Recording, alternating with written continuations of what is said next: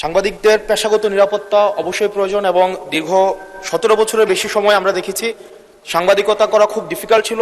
সেই সময়েও ঠিক সেই সময়টিতেও অনেক পেশাদার সাংবাদিক তারা পেশাদারি দায়িত্ব পালন করে গিয়েছে। আমার প্রশ্নটি হচ্ছে, আওয়ামী লীগের সময় যেসব সাংবাদিক পরিচয় দিয়ে যারা গণহত্যা, যারা ভোট চুরি, গুম, খুন, ব্যাংক ডাকাতি সেগুলোর বৈধতা এবং সম্মতি উৎপাদন করেছে মিডিয়াগুলোতে, এবং যারা আজকে সরকার দলে আছে বিএনপির সর্বোচ্চ নেতা বর্তমান প্রধানমন্ত্রী উনাকেও বিভিন্ন ষড়যন্ত্রকারী দেশদ্রোহী হিসেবে আমরা দেখেছি বসুন্ধরার ইস্ট ওয়েস্ট মিডিয়া বিভিন্ন সময় নিউজ করেছে।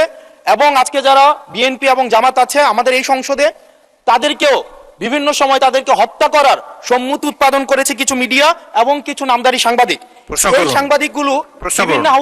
এই সাংবাদিকগুলোকে বিভিন্ন হাউজে আবার এখন বর্তমানে পুনর্বাসন করা হচ্ছে। এই জুলাইয়ের পরে এখন টিভি থেকে জুলাইয়ের পক্ষের যারা সাংবাদিক ছিল তাদেরকে বের করে দেওয়া হয়েছে, সময় টিভিকে দখল করা হয়েছে। ইস্ট ওয়েস্ট মিডিয়া অর্থাৎ বসুন্ধরা গ্রুপের যে মিডিয়াগুলো রয়েছে তারা প্রতিনিয়ত আওয়ামী লীগের পক্ষে সম্মতি উৎপাদন করে যাচ্ছে।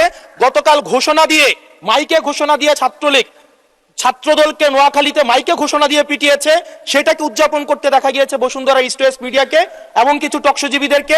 আমার মাননীয় মন্ত্রীর কাছে প্রশ্নটি হচ্ছে, এইসব যারা এই গুম খুনের বৈধতা উৎপাদন করেছে, ভোট চুরির বৈধতা উৎপাদন করেছে, গণতন্ত্রের পক্ষে যারা ছিল তাদেরকে হত্যাযোগ্য করে তোলা হয়েছে, এইসব সাংবাদিক, নামধারী সাংবাদিক এবং এই মিডিয়াদের পক্ষে বিপক্ষে বা কি ধরনের আইনি ব্যবস্থা নেওয়া হবে, আইনি ব্যবস্থা আদৌ নেওয়া হয়েছে কিনা, কেন তাদেরকে আবার পুনর্বাসন করা হচ্ছে, সেটির আইনগত কি ব্যাখ্যাটি কি, সেটি এই সংসদের সামনে উপস্থাপন করার জন্য অনুরোধ জানাচ্ছি। ধন্যবাদ।